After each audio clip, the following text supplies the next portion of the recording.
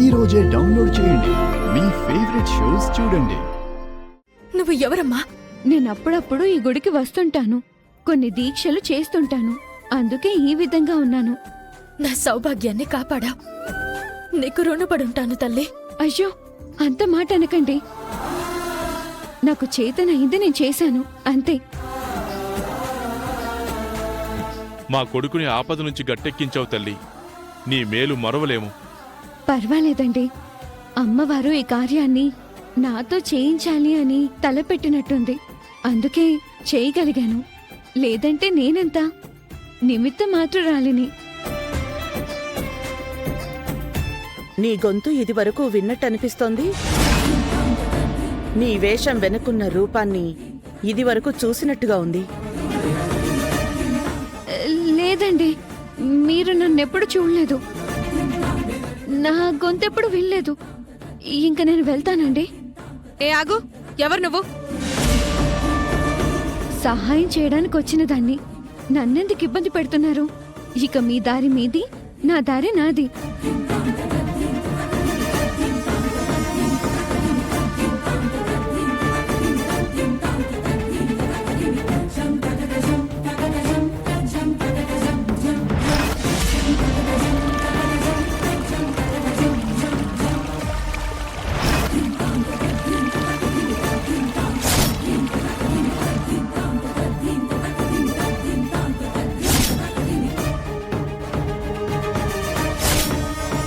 అర్చన,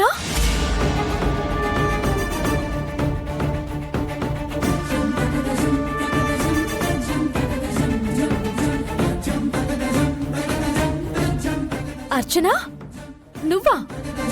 నువ్వెక్కడున్నావేంటి? మీ దగ్గర నుంచి వచ్చేసిన తర్వాత ఈ గుడిలోనే తలదాచుకుని ఉంటున్నాను. ముక్కు పుడకని దొంగతనం చేసింది చాలక ఇప్పుడు మా ముందు ఈ దొంగ వేషాలేంటి? ఇంకా నయం, తాళిని తెచ్చిచ్చింది. బంగారంది కదా అని పట్టుకుని పారిపోలేదు. ఎన్నో సందర్భాల్లో నాకు సహాయం చేశావు. ఇప్పుడు తాళ్ళని కాపాడి తెచ్చావు. నువ్వెప్పుడూ సంతోషంగా ఉండాలమ్మా. నాకు ముఖ్యమైన పనుంది, బయలుదేరుతానండి.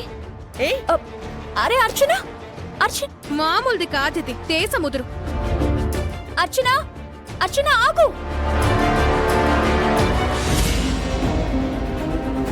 భవానీ, దొంగ దగ్గర నుంచి అమ్మ తాళిని కాపాడి అమ్మకిచ్చేసి వచ్చేశాను. ఇంక నువ్వు నా రూపం మార్చే. నేను పూసిన పసుపుని ఎందుకు కడిగేసుకున్నావు? మంగళ స్నానం చేయించడానికి ముందు పసుపు రాసుకోవడం ప్రధానమైందని చెప్పాను కదా. నేను కడిగేసుకోలేదు భవానీ. ఏం జరిగిందంటే,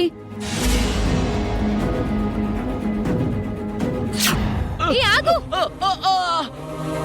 ఇది మా అమ్మ తాళి, ఇవ్వరా? తీసుకోమా, తీసుకో. తీసుకోండి మీ తాళి.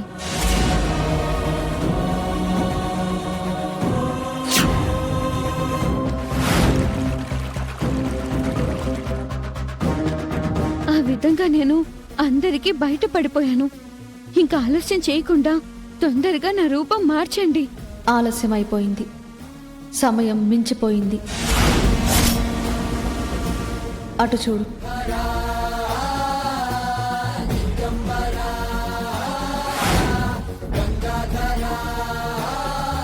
నేను సూచించిన విధంగా సరిగ్గా 10 గంటల ముహూర్తంలో జరగవలసిన కార్యాన్ని నువ్వు దాటించేశావు. అందుకే ఇక నీ రూపం మార్చడం కుదరదు. అమ్మవారు అందుకు అంగీకరించరు. లేదు భవానీ, ఏదో విధంగా నా రూపాన్ని మార్చు. అమ్మవారిని అడుగు, అమ్మవారిని ప్రాధేయపడు. ప్రాధేయపడినా ప్రయోజనం లేదు. మీ అమ్మ మంగళసూత్రాలను కాపాడటం కోసం పరుగులు పెట్టావు. నువ్వు అలా వెళ్ళకపోయి ఉంటే బాగుండేది. అలా చేయకపోయి ఉంటే నాన్న ప్రాణాలకు ప్రమాదం కదా, నాన్న చనిపోయేవారు కదా. నువ్వు వేదవతి గారింటి నుంచి బయటకు వచ్చేసిన తర్వాత నాతో ఎంత పెద్ద మాటలన్నావు. దూరంగా వెళ్ళిపోతాను, శాశ్వతంగా దూరం అయిపోతాను అన్నావు. కానీ ఏం చేశావు? అమ్మని చూడాలనుందని ఉదయం అమ్మ దగ్గరికి పరిగెత్తావు. అమ్మ చేసిన పాయసం తినొచ్చేశానని చెప్పి సంబరపడ్డావు. ఇక్కడేమో తండ్రి ప్రాణం గురించి తాపత్రయపడి పరుగులు పెట్టావు. నువ్వు వీళ్ళందరి ముందు ఉంటేనే సరైన సమయంలో ప్రమాదాలను నివారించగలుగుతున్నావు. అంటే దీని అర్థం ఏంటి? నువ్వు ఆ కుటుంబాల కోసం చేయవలసిన పనులు ఇంకా ఉన్నాయనేగా. తల్లిదండ్రుల మీద ఇంతటి ప్రేమను పెట్టుకుని దూరం అయిపోవాలి అనుకోవడం మంచి ఆలోచన కాదమ్మా. అందుకేనేమో రూపం మార్చవలసిన కార్యాన్ని అమ్మవారే తప్పించినట్టున్నారు. నీ సంకల్పం ఏదైతే ఉందో దాన్ని నువ్వు మళ్ళీ కొనసాగించాలని అమ్మవారు నీకు మరో అవకాశం ప్రసాదించిందనుకో. నువ్వు ఎవ్వరికీ దూరం కాకుండా అందరి ముందు ఉంటూనే పోరాడు. చావు నువ్వు అనుకున్నంత మాత్రాన రాదు. అన్నీ నీ ఇష్ట ప్రకారం జరగవు. నీ వాళ్ళ దగ్గరకు వెళ్ళిపో. ఇక నేను బయలుదేరుతాను.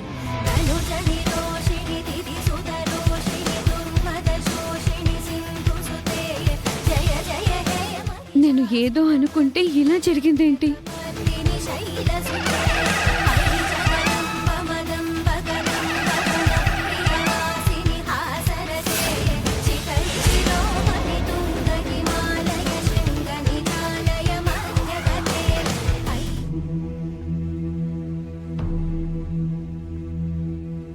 అర్చన, కంగారుగా వెళ్ళిపోయావు.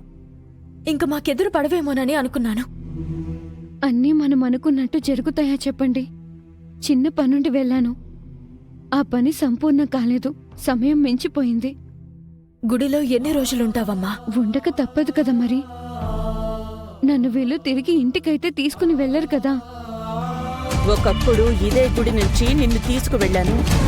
ఆనాడు నువ్వు నా కంటికి కనిపించిన దానికి ఈనాడు కనిపిస్తున్న దానికి సంబంధం లేదు. అప్పుడు నువ్వు భక్తురాలివి, ఇప్పుడు ఒక దొంగవి. అర్చన ముక్కు పొడక దొంగతనం చేసిందంటే ఇంకా నాకు నమ్మాలని అనిపించటం లేదు. తనంతట తానే ఒప్పుకుంది. నువ్వు మళ్ళీ పాడిన పాటే పాడుతావేంటి? నిజాలు నిలకడగా తెలుస్తాయి. పెద్ద మనసు చేసుకుని అర్చనని మీ ఇంటికి తీసుకుని వెళ్ళండి అత్తయ్య. అంత సీన్ లేదమ్మా. ఈసారి అత్త ఒప్పుకున్నా మేమొప్పుకోం. ఆ, మరో అవకాశం ఇచ్చి చూద్దామమ్మా. వద్దు తాతయ్య, మీరు దీని మీద అస్సలు జాలే చూపించకండి. ఎవరికైనా కొన్ని అవకాశాలే ఉంటాయి. వాటిని వినియోగించుకోకపోతే ఇలాగే ఉంటుంది. ముక్కు పొడక విషయంలో అందరి ముందు నువ్వు చులకనైపోయావమ్మా. నువ్వు చేసిన మేలు వృధా అయిపోయింది. నువ్వు నిజం చెప్తే మంచి జరుగుతుంది. నన్ను ఇబ్బంది పెట్టకండి మేడం.